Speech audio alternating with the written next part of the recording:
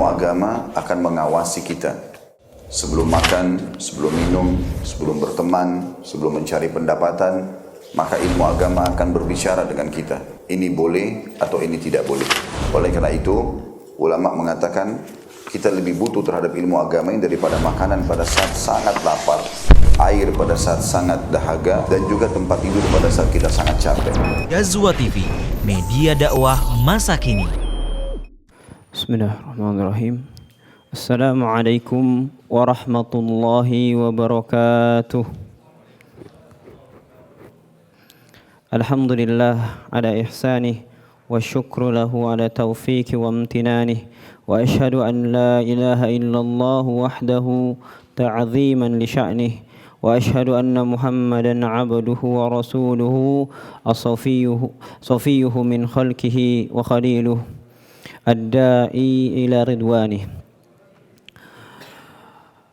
Allahumma salli wa sallim wa barik ala habibina Muhammadin wa ala alihi wa sahbihi wa man sara ala nahjih.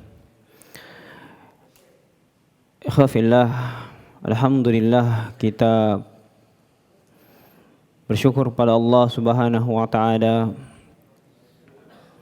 bersyukur kepada Rabbul Alamin, Tuhan semesta alam, bersyukur pada Allah Subhanahu wa taala dengan berbagai macam cara yang telah Allah syariatkan kepada kita. Bersyukur dengan ketaatan dengan lisan kita, ketaatan dengan anggota tubuh kita, ketaatan dengan hati kita. Maka alhamdulillah kita panjatkan kepada Allah Subhanahu wa taala yang memberikan kita kesempatan untuk bisa bersyukur padanya, yang akan mendapatkan pahala di sisinya, yang juga memudahkan kita, memberikan kita taufik untuk bisa bersyukur itu sendiri. Lalu kita bersyukur pada Allah juga ketika Allah membalas dengan balasan yang begitu besar. Terkadang Allah Subhanahu wa taala melipat gandakan satu amalan karena satu dan lain hal. Tapi wallah, balasan Allah Subhanahu wa taala kepada seorang hambanya itu pasti tidak jauh-jauh dari rahmat Allah Subhanahu wa taala. Dan yang namanya rahmat Allah Subhanahu wa taala di atas keadilan itu sendiri. Contoh, seandainya seorang itu bekerja, dia mendapatkan gaji full 1 bulan, ya, karena dia kerja 1 bulan. Tetapi bentuk rahmat Allah Subhanahu wa taala ketika ada seseorang yang bekerja 1 bulan, kalau seandainya kita umpamakan dengan rahmat Allah Subhanahu wa taala, maka orang tersebut akan mendapatkan mungkin gaji 2 bulan atau 3 bulan atau sampai 12 bulan, sampai kelipatan yang tidak terhingga dan Allah yang bisa menghitungnya. Maka itu bentuk rahmat Allah Subhanahu wa taala kepada orang-orang yang beriman, yang harusnya kita bersyukur pada Allah Subhanahu wa taala. Dengan berbagai bentuk taufik Allah Subhanahu wa taala, bentuk keselarasan antara keinginan kita dengan Allah Subhanahu wa taala yang telah kita lakukan, alhamdulillah. Salawat serta salam senantiasa tercurah dan kita berikan kepada Nabi kita, Nabi Muhammad sallallahu alaihi wasallam, sebagai bentuk rasa terima kasih kita. Sebagaimana yang beliau sabdakan, barang siapa yang tidak bersyukur kepada manusia, tidak bersyukur kepada Allah Subhanahu wa taala. Dan Allah Subhanahu wa taala mengajarkan kita caranya bersyukur kepada Nabi kita, salah satunya dengan salawat kepada Nabi sallallahu alaihi wasallam. Ya, dan cara juga bersyukur pada Nabi sallallahu alaihi wasallam adalah dengan mengikuti sunnah-sunnahnya. Maka rangkaian bentuk kasih sayang Allah Subhanahu wa taala begitu lengkap ketika Allah Subhanahu wa taala memberikan kita kesempatan dan memberikan kita taufik untuk beramal saleh. Ikhwafillah rahimani wa rahimakumullah. Kita melanjutkan pembahasan kitab Riyadhus Shalihin karya Al-Imam Nawawi. Semoga Allah Subhanahu wa taala ganjar beliau dengan sebaik-baik balasan, dan setiap orang-orang yang mempunyai andil di dalam sampainya ilmu ini kepada kita. Dan kita juga mendoakan kaum muslimin secara umum, ya. Karena itulah yang dinasihatkan oleh Al-Imam Nawawi di muqaddimahnya yang telah kita bahas. Ikhwafillah rahimani wa rahimakumullah. Dalam hadis kali ini mungkin akan ana bagi dalam beberapa pembahasan, karena hadisnya begitu panjang dan sedikit banyak menyebutkan tentang peristiwa-peristiwa yang terjadi di zaman Nabi SAW. Ya, sirah nabawi. Ya, jadi tidak akan kita selesaikan dalam satu pertemuan dan akan kita pisah-pisah di beberapa pertemuan, insyaallah, supaya lebih mudah juga kita mengambil ibrah-ibrah dari beberapa kejadian. Ya, kejadian yang terjadi di zaman Nabi SAW banyak sekali ibrahnya. Ya. Dari kekalahan sampai kemenangan semuanya punya ibrah.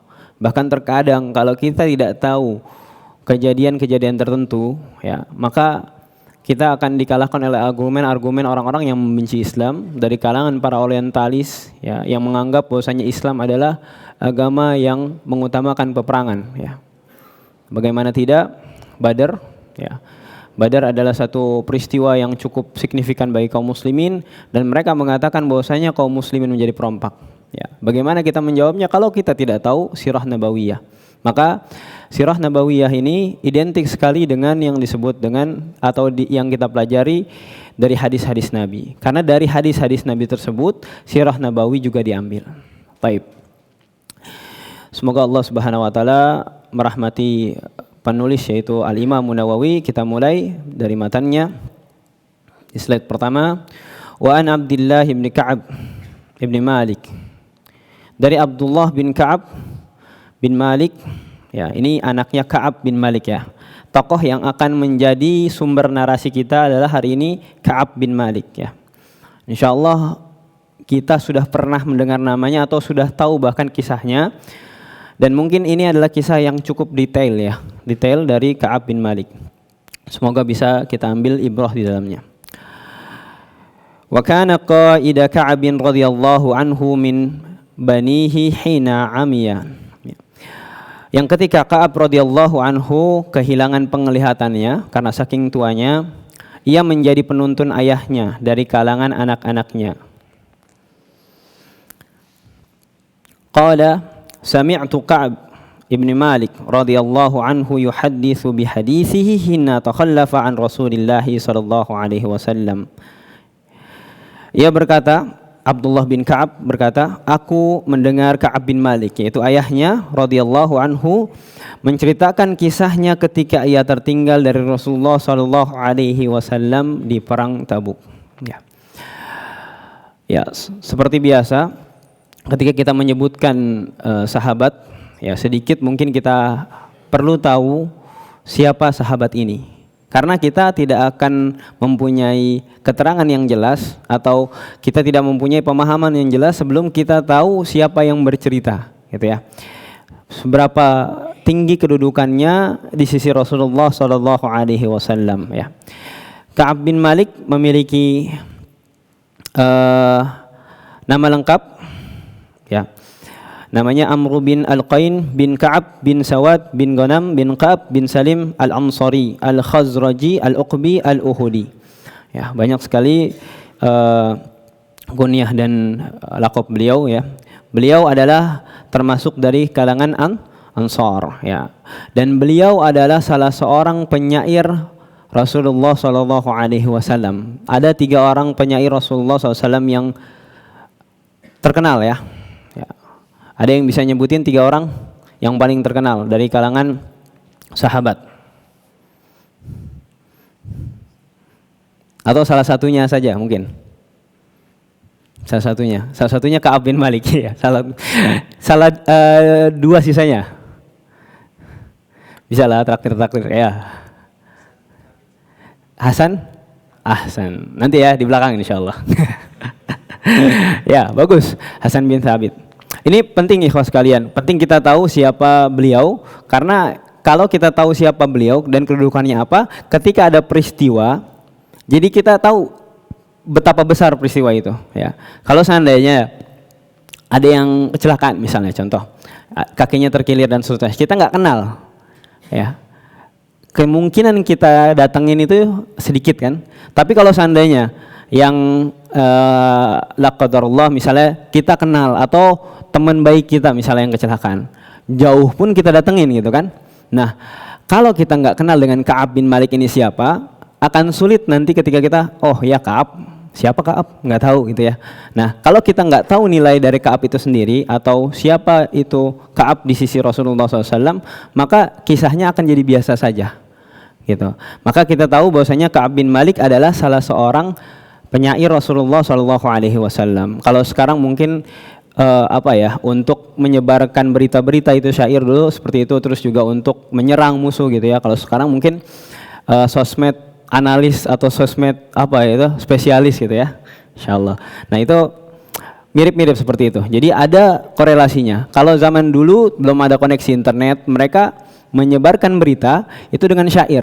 Karena syair itu langsung ditangkap biasanya oleh orang-orang Arab. Saking pinternya orang bikin syair, gitu ya. Jadi ketika didengar sama orang lain langsung hafal. Yang hafal itu ngasih tahu ke temannya ngasih tahu terus gitu ya. Makanya orang-orang yang terkenal di kalangan bangsa Arab itu para penyair salah satunya. Bahkan sampai syair-syair itu ada yang disebut dengan mu'allaqat. Mu'allaqat itu syair-syair yang ditempel di Ka'bah, saking terkenalnya.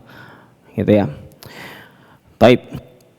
Salah satu keutamaan beliau juga adalah beliau termasuk orang yang mengikuti baiat Aqabah. Ya, apa baiat Aqabah? Baiat Aqabah adalah baiat yang dilakukan oleh orang-orang Ansor dengan Rasulullah SAW. Ya, janji setia kepada Nabi SAW bahwa mereka akan melindungi Nabi SAW. Ya, bahkan sebetulnya Badr pun terinisiasi ada kaitannya dengan baiat Aqabah, gitu ya. Baik. Beliau kondisi fisik beliau ya ketika zaman beliau bercerita ini beliau lagi fit-fitnya. Cuman beliau dapat cobaan dari Allah Subhanahu wa taala di akhir-akhir kehidupannya beliau buta gitu ya. Dan kata Ibnu Sirin mengatakan para penyair di kalangan sahabat Rasulullah SAW adalah Hasan bin Thabit yang disebutkan oleh Rinan, Masya Allah. Terus satu lagi Abdullah bin Rawahah. Yang terakhir ada Ka'ab bin Malik. Ya, Ka'ab bin Malik ini tiga orang ini biasanya mereka spesialis untuk syair. Tapi masing-masing dari mereka itu punya kekhususannya ya. Kata Ibnu Sirin, Ka'ab bin Malik sering menyebutkan tentang perang. Jadi ada masing-masing bidangnya. Ya, seperti perkataan beliau, kami telah menaklukkan ini dan akan melakukan itu. Ya, ini spesialisnya biasanya Ka'ab bin Malik ya. Adapun Hasan bin Thabit sering membeberkan aib-aib musuh dan kekalahan masa lalu mereka, gitu ya. Lalu Abdullah bin Rawahah sering mencela mereka karena kekafiran mereka. Jadi ada jurusannya masing-masing gitu ya, Masya Allah. Syair aja seperti itu ya. Itulah Rasulullah SAW dikelilingi oleh orang-orang yang kalau kita bilang sekarang profesional ya, profesional dan yang susah sekarang amanah ya. Ada yang profesional, amanahnya ya seperti itulah. Taib.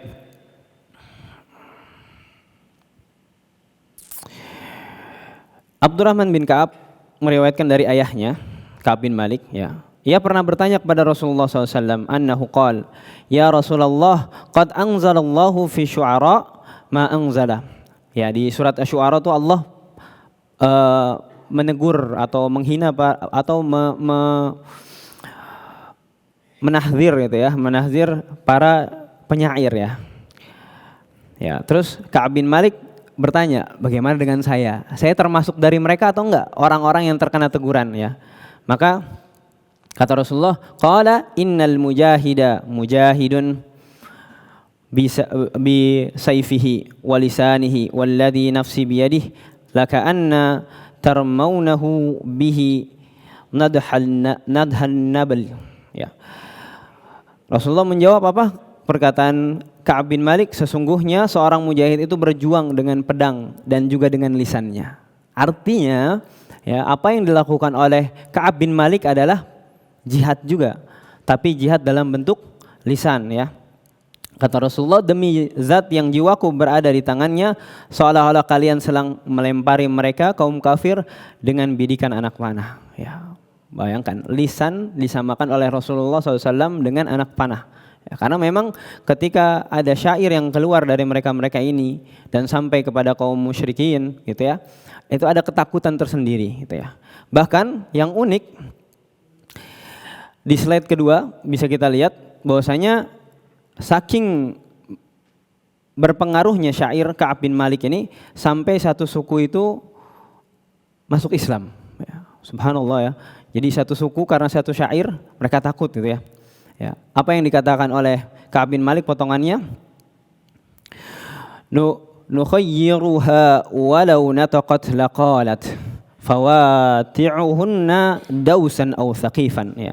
Yang kira-kira artinya kami memberikan mereka pilihan, kata Ka'ab bin Malik ya. Dan jika pedang kami bisa berbicara, tentulah ia akan berkata, pilihan kalian adalah tunduk atau kami tebas, daus atau thaqif. Artinya nih, ketika dilantunkan syair ini ada dua pilihan nih, ya. Kita mau nanya, seakan-akan kita bertanya dengan pedang kita, mau kemana? Daus dulu apa thaqif dulu?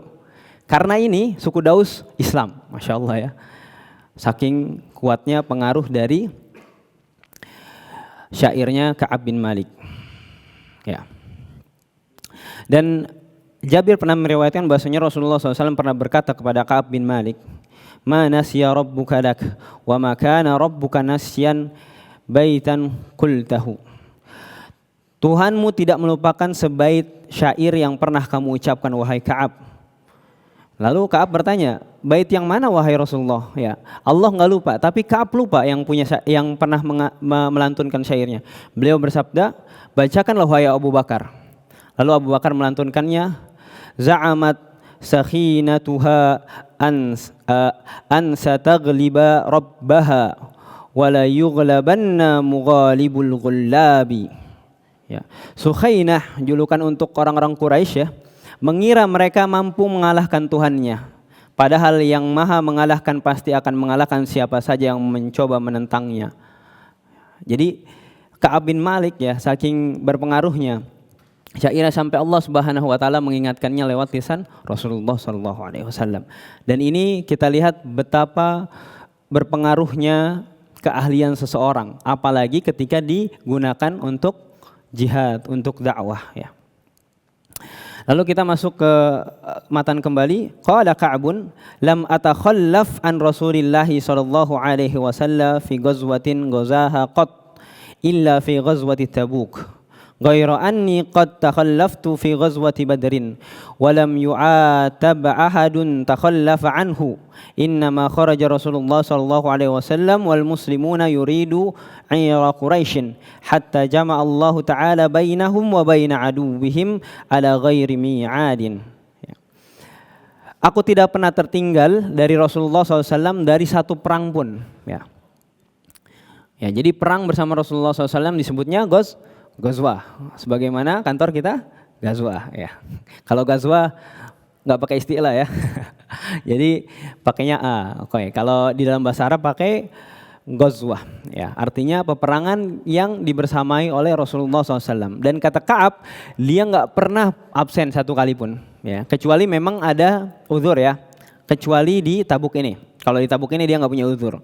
Ya. Dulu dia ikut perang Uhud. Ya. Tapi dia tidak ikut perang Badar. Kenapa?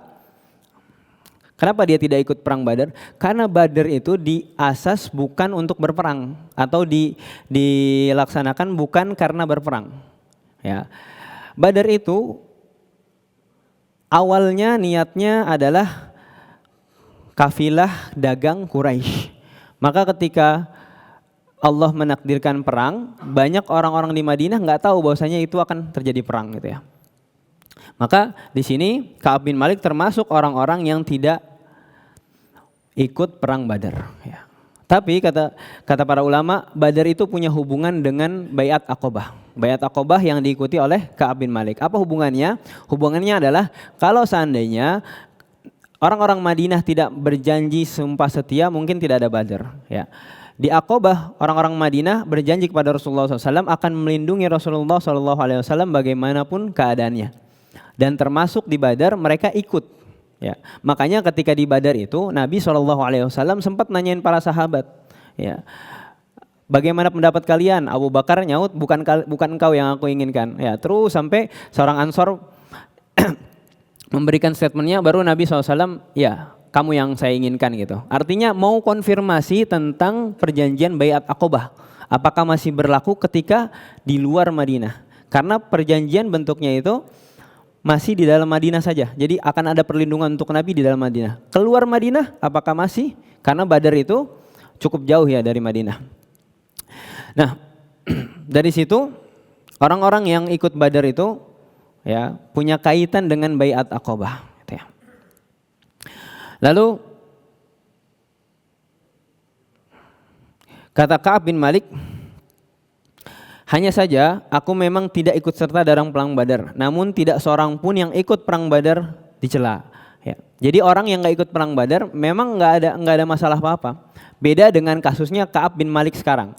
Kalau Ka'ab bin Malik dia betul-betul nanti diboikot. Nah, insya Allah nanti kita detailkan bagaimana pemboikotan Ka'ab bin Malik gitu ya. Tapi di perang Badar tidak ada sahabat atau kalangan Ansor ya yang tidak ikut Badar itu dicela. Karena memang bukan perintah perang di awal ya. Perangnya itu hanya sesuatu yang datang karena ada kondisi tertentu gitu ya.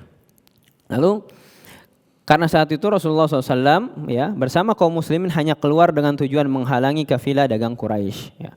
Akan tetapi Allah Ta'ala kemudian mempertemukan mereka dengan musuh mereka tanpa ada perjanjian atau rencana sebelumnya. Ya. Lalu beliau mengatakan, laqad syahidtu ma'a Rasulillah SAW lailatal aqabah hina tawathaqna 'alal Islam wa ma uhibbu anna li biha mashhad badrin wa in kanat badrun azkaru fin nasi minha. Ya, sesungguhnya aku pernah menghadiri bersama Rasulullah SAW peristiwa Baiat Aqobah. Dan ini yang menjadi rasa bangganya Ka'ab bin Malik. Ya, salah satu rasa kebanggaan Ka'ab bin Malik ketika beliau menyaksikan Baiat Aqobah. Beliau adalah salah satu dari orang-orang yang ikut Baiat Aqobah. Pada malam ketika kami berjanji setia untuk memeluk dan menegakkan Islam.